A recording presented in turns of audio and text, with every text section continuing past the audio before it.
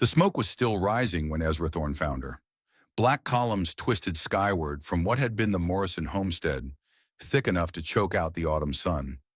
He'd been riding the ridge trail when he first saw it, 3 miles down in the valley. But smoke on the frontier could mean anything. Wildfire, chimney malfunction, maybe just a neighbor burning brush. It wasn't his business, and Ezra Thorne had spent the last 4 years making sure nothing was his business. But something in the way the smoke moved, deliberate and angry, made him spur his horse toward the valley floor. The smell hit him first. Not wood smoke, not grass fire. Something heavier, more final. Leather and wool and worse things he'd learned to recognize during the war. His jaw tightened. His hand moved instinctively to the rifle slung across his back, fingers checking the familiar weight of steel and cartridge. He'd seen enough burning to know this wasn't accidental. The Morrison place, what was left of it, sat like a broken tooth against the Golden Hills. The barn had collapsed in on itself, timber beams jutting toward the sky like ribs. The main house was mostly gone, just foundation stones and a brick chimney standing guard over ash. Even the chicken coop had been torched, deliberate and thorough. Ezra dismounted slowly, boots crunching over charred boards and twisted metal. His horse nickered nervously, nostrils flaring at the scent of death. He tied the reins to a fence post that had somehow survived the flames, then walked through what had been the front yard. He found the first body near the well.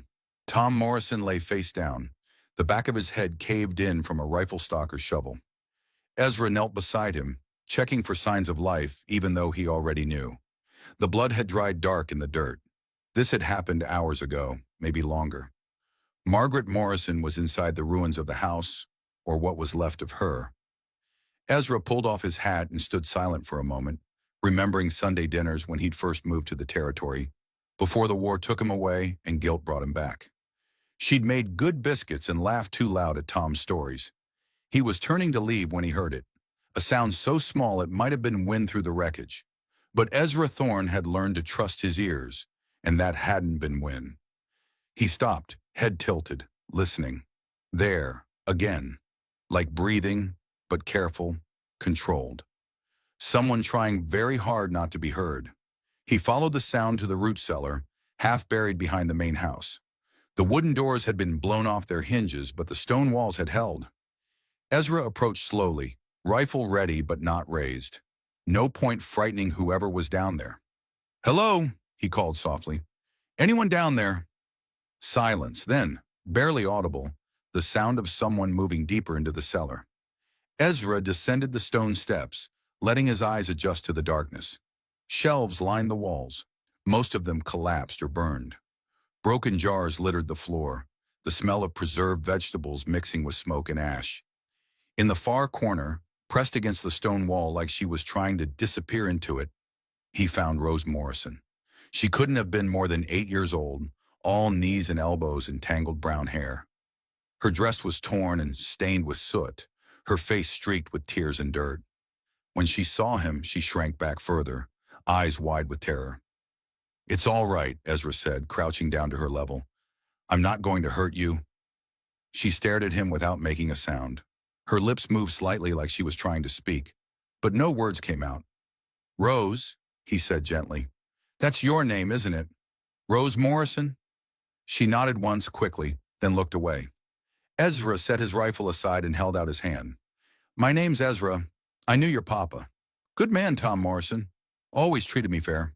Rose's eyes darted to his face, then away again. Her whole body was trembling. "Can you tell me what happened here?" She opened her mouth, closed it again. Her lips moved soundlessly, like she was screaming, but no air would come. Ezra felt something cold settle in his chest. He'd seen this before, during the war. Shell shock, the doctors called it, when the mind shut down to protect itself from things too terrible to remember. "That's all right," he said. "You don't have to talk right now." He looked around the cellar, taking stock. Whoever had done this might come back to make sure there were no witnesses, and Rose Morrison, whether she could speak or not, was a witness. "Rose," he said carefully, "we need to leave this place. It's not safe here anymore." She shook her head violently, pressing herself harder against the stone wall. "I know you're scared, but I promise I won't let anyone hurt you. Do you understand? She stared at him for a long moment, studying his face. Whatever she saw there must have satisfied her, because she nodded again. Ezra stood and held out his hand. Come on then, let's go home. She hesitated, then took his hand. Her fingers were small and cold and shaking, but she held on tight. They climbed out of the cellar together, past the ruins and the smoke, and the bodies that had been her family. Rose didn't look back, but Ezra could feel her trembling through her small hand. At his horse, he lifted her up into the saddle, then mounted behind her. You ever been to a mine before? He asked as they rode away from the Morrison place. She shook her head. Well, it's not much to look at, but it's safe, and it's quiet. Some folks might say too quiet, but I reckon you and I both know sometimes quiet is exactly what you need. The sun was setting by the time they reached Ezra's claim. It wasn't much, a small cabin built into the hillside, a sluice box for washing ore, and a shaft that went down about 30 feet into the mountain. But it was hidden from the main trails, surrounded by pine and aspen, and Ezra had learned to appreciate the peace of it. He helped Rose down from the horse and led her to the cabin. Inside it was sparse but clean. A bed, a table, a stone fireplace, shelves lined with books and a few personal items. On the mantel sat a daguerreotype of a woman in a wedding dress, her smile caught forever in silver and shadow. Rose noticed the photograph and pointed to it. That was my wife, Ezra said quietly. Her name was Sarah. She died while I was away at war. Rose looked up at him with those wide, dark eyes, and for a moment he saw something like understanding pass between them. Both of them had lost everything. Both of them knew what it felt like to have the world torn away without warning. You hungry? He asked. She nodded. Ezra built up the fire and set water to boil. He had beans and hardtack, not much for a growing child, but it would have to do for now. Tomorrow he'd ride into town for proper supplies. While the beans cooked, he found an old shirt of Sarah's in the trunk at the foot of the bed. It would be too big for Rose, but it was clean and whole, better than the torn dress she wore. You can change into this if you want, he said, holding out the shirt. There's a wash basin behind the curtain there. Rose took the shirt and disappeared behind the curtain. When she emerged, the shirt hung down past her knees like a nightgown. Her face was cleaner, the soot washed away to reveal a spattering of freckles across her nose. They ate in silence, the only sounds the crackling of the fire and the distant hoot of an owl. Rose managed most of her beans, but kept glancing at the door, as if expecting someone to burst through at any moment. No one knows about this place except me, Ezra said. We're safe here. She nodded but didn't look convinced. After supper, Ezra made up a bed for her on the floor near the fire, using his own blankets and an old coat for a pillow. Rose curled up small, pulling the blankets over her head until only her eyes showed. Try to sleep, Ezra said. Tomorrow we'll figure out what comes next. He sat by the fire long into the night, cleaning his rifle and thinking. Someone had murdered the Morrison family, burned their home, and tried to make sure there were no witnesses, that someone might still be out there. And Rose, whether she could speak or not, had seen it happen. Ezra had left the war behind, had tried to put violence and death in the past where they belonged. But sitting there in the firelight, watching over the small sleeping form of Rose Morrison, he felt something he'd thought was dead stir to life again. If they came for her, they'd have to go through him first. The next morning, Rose woke before dawn. Ezra found her sitting by the window, staring out at the pine trees. She'd braided her hair back from her face, making her look older, more serious. Sleep all right? He asked. She nodded, then pointed toward the door. You want to go outside? Another nod. Ezra pulled on his boots and coat. Come on then, I'll show you around. The mining claim wasn't much to see, a few acres of rocky ground carved into the mountainside. But Rose seemed fascinated by everything. She examined the sluice box, ran her fingers along the wooden rails that led to the mine entrance, picked up pieces of quartz and pyrite with the wonder of someone who'd never seen such things. At the mine shaft, she peered down into the darkness and made a questioning sound. That's where I dig, Ezra explained, looking for gold and silver in the rock. Most days I don't find much, but enough to get by. She picked up a small chunk of ore and held it up to the light, turning it this way and that. You can keep that if you want, Ezra said. Sometimes the pretty rocks are worth more than the gold anyway. Rose smiled for the first time since he'd found her. It transformed her whole face, made her look like the child she was instead of the traumatized survivor she'd become. They spent the morning together, Ezra showing her how to pan for gold in the creek that ran past the cabin.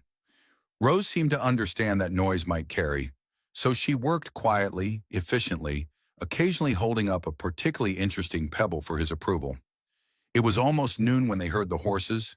Ezra's head snapped up, his whole body going tense. Rose heard them too. The color drained from her face and she grabbed his arm, fingers digging in like claws. 3 riders were coming up the trail toward the mine. Even from a distance, Ezra could tell they weren't friendly visitors. They rode too spread out, too careful, like men expecting trouble. "Get to the cabin," Ezra said quietly. "Hide under the bed and don't come out no matter what you hear." Rose's eyes were huge with terror, but she nodded and ran for the cabin. Ezra checked his rifle, made sure it was loaded, then walked to the middle of the yard to wait.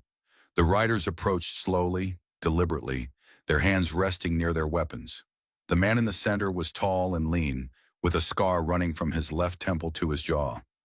His coat was expensive, his boots polished, but his eyes were cold as winter stone. The other 2 looked like hired muscle, thick through the shoulders, faces marked by violence and hard living. "Morning," the scarred man called out as they reined in their horses. "Name's Cole Brennan. These are my associates, Wade and Dutch." Ezra said nothing. "Heard tell there was some trouble down at the Morrison place yesterday," Brennan continued. "Terrible thing, a fire like that. Whole family lost." "You asking or telling?" Ezra said. Brennan smiled, but it didn't reach his eyes. "Just making conversation. Funny thing about fires, though. Sometimes they don't get everything. Sometimes they leave witnesses behind." "Don't know what you're talking about." "Now see, I think you do." Brennan's hand moved closer to his gun. "Word is you were seen leaving the Morrison place yesterday evening. Riding double, if the tracks tell true." Ezra kept his face blank. "Lot of tracks on that trail. Not many with a child riding along." Brennan leaned forward in his saddle. "Here's the thing, friend. That fire wasn't an accident. The Morrisons had something that didn't belong to them. Land papers, to be precise. Papers that prove certain mining claims in this territory belong to my employer.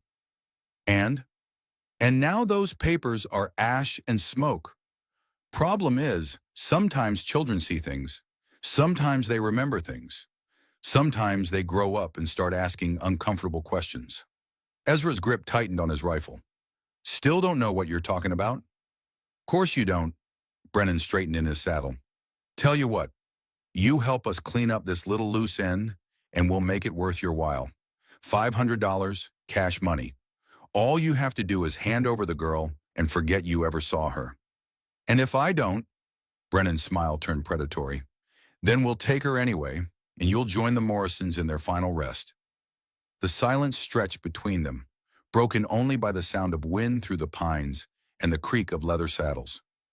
Ezra could feel his heart beating steady and slow, the way it always did before violence began. "Ride away," he said quietly. "I'm sorry?" "Ride away from my land, right now. Don't come back." Brennan laughed. "Or what? You'll shoot all 3 of us? You're good, I'll give you that. But you're not that good." "Maybe not," Ezra said, "but I'll take at least 2 of you with me. Question is, which 2? The 3 men exchanged glances.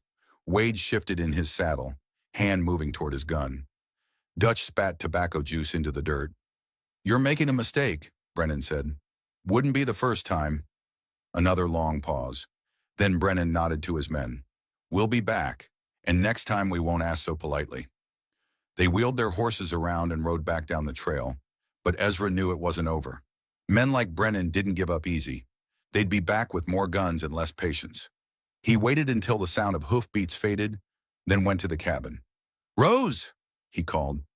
"It's all right. They're gone." She emerged from under the bed like a ghost, her face white as paper. When she saw him, she ran to him and wrapped her arms around his waist, holding on like she was drowning.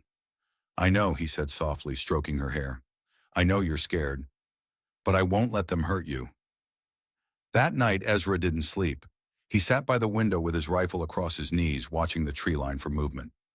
Rose lay curled on the bed, but he could tell by her breathing that she wasn't sleeping either. Sometime after midnight, she got up and came to sit beside him. "Can't sleep either?" he asked. She shook her head. "Want to talk about what happened at your house?" She opened her mouth, then closed it again. Her lips moved soundlessly, frustration clear on her face. "That's all right," Ezra said. "Sometimes talking isn't the most important thing." She looked up at him questioningly. "During the war, I saw things," he said quietly. "Things I couldn't talk about for a long time after. Sometimes the words just aren't there. Sometimes they're buried too deep." Rose nodded, understanding. "But the words always come back eventually, when you're ready for them." She leaned against him then, small and warm and trusting. Ezra put his arm around her, feeling something shift in his chest. For 4 years he'd lived alone with his guilt and his grief. Now suddenly he had someone depending on him again. The thought should have terrified him. Instead, it felt like coming alive. Days passed. Ezra taught Rose to fish in the creek, to identify edible plants in the forest, to load and clean his spare rifle. She learned quickly and without complaint, as if understanding that her survival might depend on it. She still didn't speak, but she began to communicate in other ways. Gestures, expressions, drawings scratched in the dirt with a stick. Slowly, Ezra began to piece together what had happened at the Morrison place. Men had come at night. Rose had hidden in the cellar when she heard shouting, watched through the door crack as they ransacked the house looking for something. Papers from what he could make out from her drawings. When her father tried to fight them, they killed him with a shovel. Her mother had tried to run, and they shot her in the yard. Then they'd set fire to everything, thinking no one was left alive to tell the tale. Rose drew pictures of the men, their faces rough but recognizable. Brennan was easy to spot with his scar. The other two matched Wade and Dutch. But there were more. At least 5 men total, maybe 6. Ezra studied the drawings and felt cold dread settle in his stomach. If Brennan came back with that many men, the mine wouldn't be defensible. They'd be trapped like animals. He began making preparations, hidden caches of food and water at strategic points around the claim. Escape routes through the forest that even experienced trackers might miss. A fallback position deeper in the mountains where they could hide if necessary. Rose helped with everything, understanding without being told what they were preparing for. Sometimes Ezra caught her looking at him with something like hope in her eyes, as if she was beginning to believe they might actually survive this. 2 weeks after Brennan's visit, they came back. Ezra spotted them at dawn, 6 riders approaching through the trees. He woke Rose with a touch on her shoulder, then gathered their emergency supplies. "Time to go," he said quietly. She nodded and followed him out the back of the cabin, moving silent as a deer through the forest.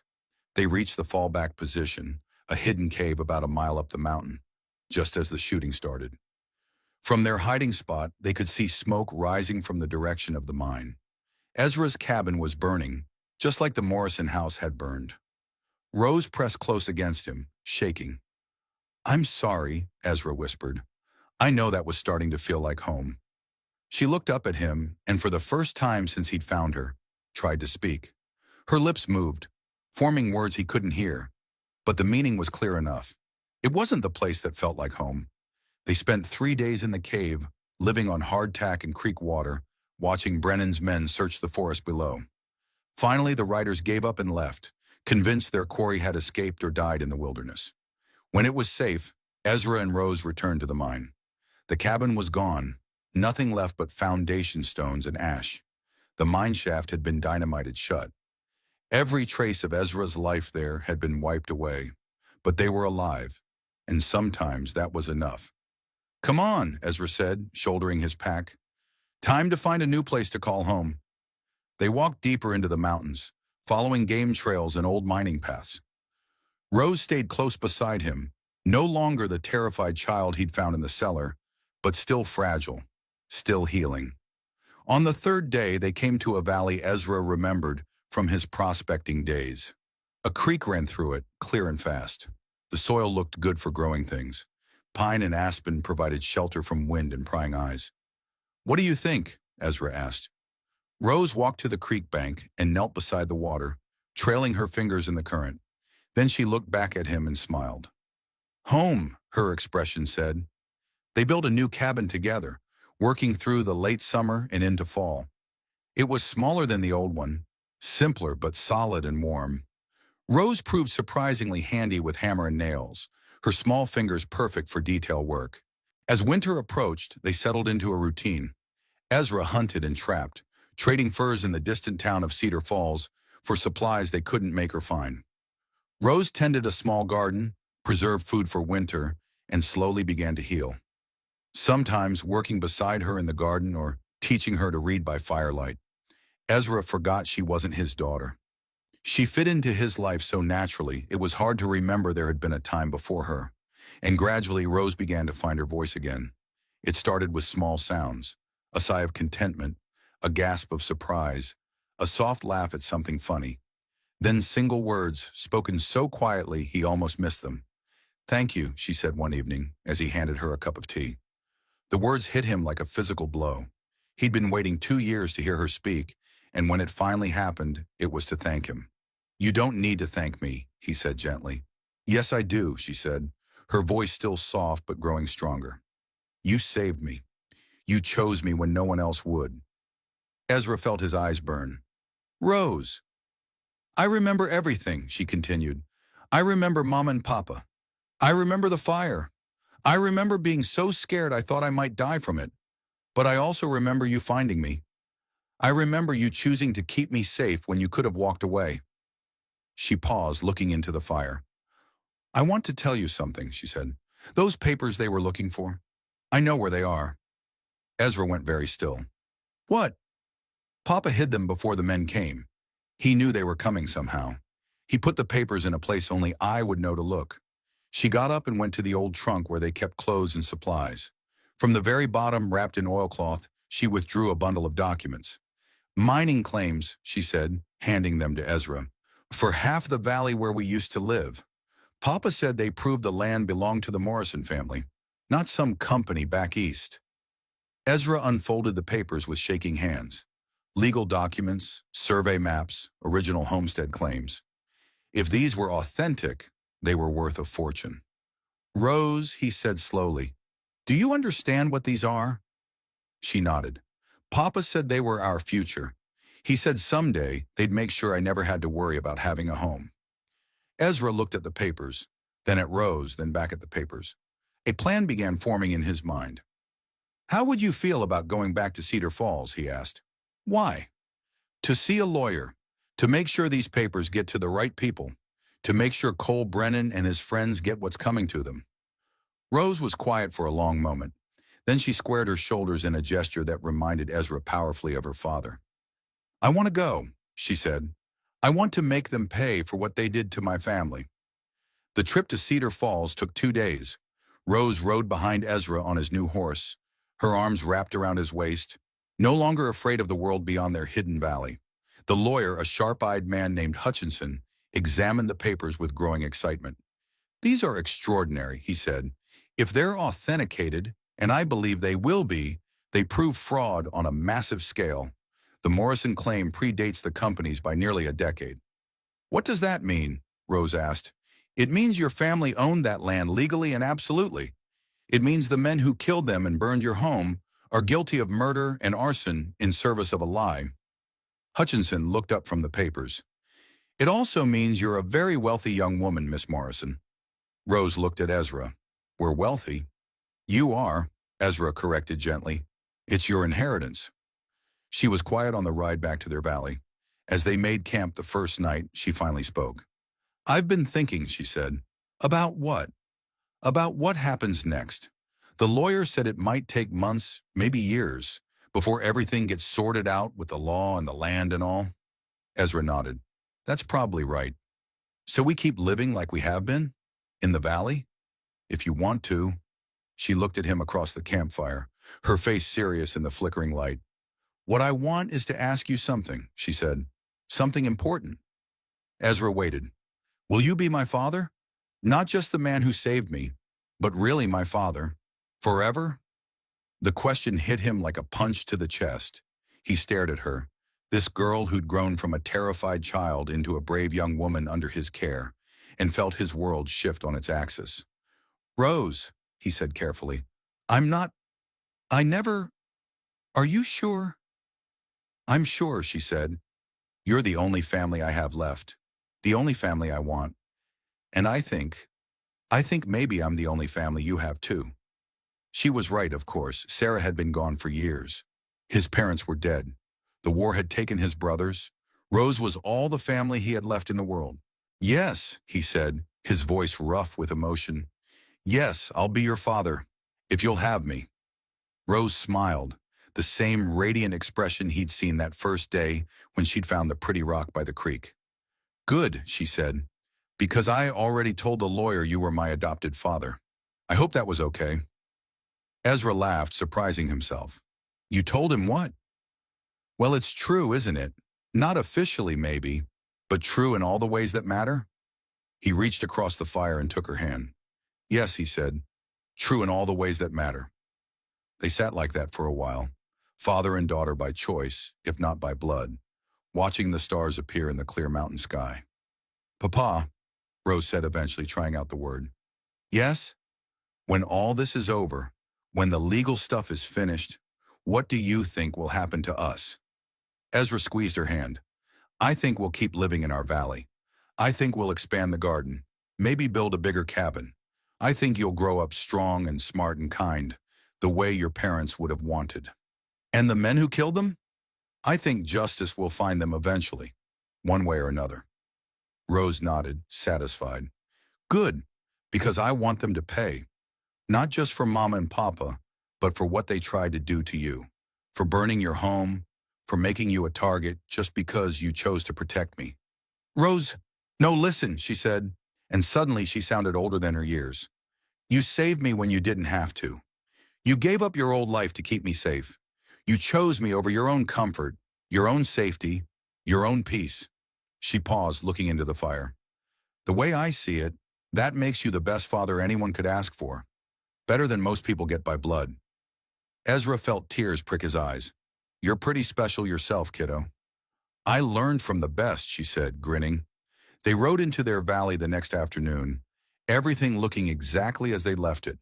Their cabin solid and welcoming, the creek singing its endless song, the garden ready for winter, home.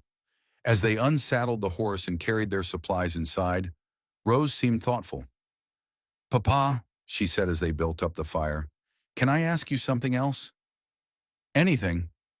Do you think Mom and Papa would be proud of who I became, of the choices I made?" Ezra looked at her, this brave, resilient, generous girl who'd survived the worst the world could throw at her and come out stronger.